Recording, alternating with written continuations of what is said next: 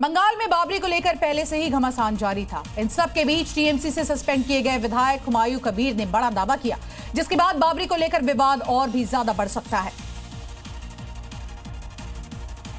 अपने बाबर प्रेम के लिए चर्चा में छाए हुमायूं कबीर ने अब नया ऐलान किया है। बंगाल में एक नहीं, हुमायूं कबीर का 3 बाबरी मस्जिद बनवाने का प्लान है। जी न्यूज से एक्सक्लूसिव बातचीत में हुमायूं ने कहा कि मुर्शिदाबाद में शिलान्यास के बाद अब मालदा और बीरभूम में भी बाबर के नाम पर मस्जिद बनाई जाएगी। और जो बाबरी मस्जिद यहाँ बनेगी, नंबर 1, नंबर 2 बीरभूम में बनाएंगे, नंबर 3 मालदा में बनाएंगे। कोई रुक सकता नहीं।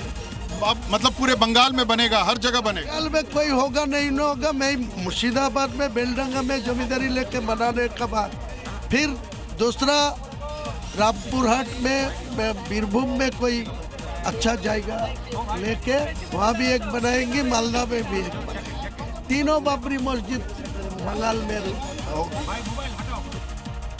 मस्जिद निर्माण के अलावा हुमायूं कबीर ने अपना सियासी प्लान भी बताया तो एक बड़ा दावा कर दिया। हुमायूं ने कहा कि ओवैसी के साथ मिलकर चुनावी मैदान में उतरेंगे।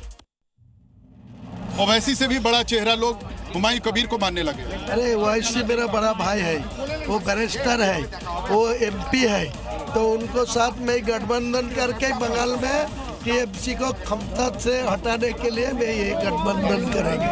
आप लोग क्या मानते हैं? आज हुमायूं कबीर कितना बड़ा चेहरा, आप लोग क्या मानते हैं?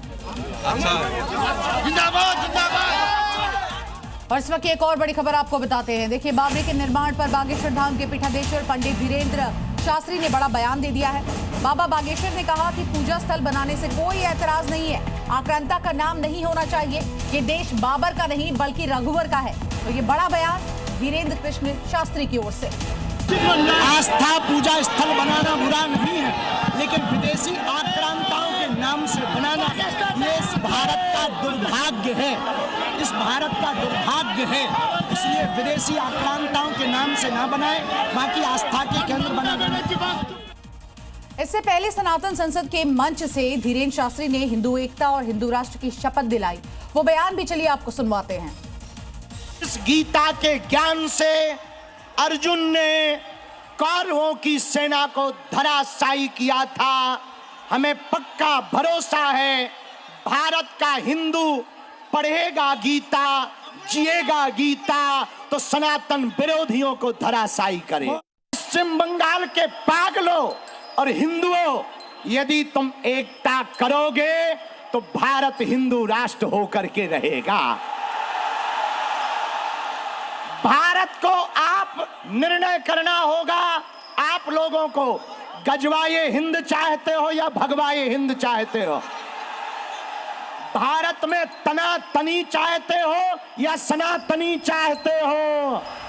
तो देखिए, बंगाल में एक तरफ बाबरी का बवाल चल रहा है, तो वहीं दूसरी ओर आज कोलकाता में भव्य भगवत गीता का पाठ किया गया। इसका आयोजन किया गया। बंगाल के राज्यपाल सीवी आनंद बोस भी इस कार्यक्रम में शामिल हुए और गीता श्लोक का उच्चारण करते नजर आए। तस्वीरें कोलकाता के ब्रिगेड ग्राउंड से सामने आई हैं, जहां विशाल सामूहिक गीता पाठ का आयोजन हुआ। इस भव्य कार्यक्रम में 150 से ज्यादा संत शामिल हुए, लेकिन हलचल तब बढ़ गई जब पश्चिम बंगाल के राज्यपाल सीवी आनंद बोस भी कार्यक्रम में शिरकत करने पहुंचे और बाबरी का जिक्र करते हुए उन्होंने कार्यक्रम में श्लोक भी पढ़ा। मुर्शिदाबाद में हमने कुछ देखा। हम कहते हैं परित्राणाय साधुनां विनाशाय च दुष्कृतां धर्म संस्थापनार्थाय संभवामि युगे युगे।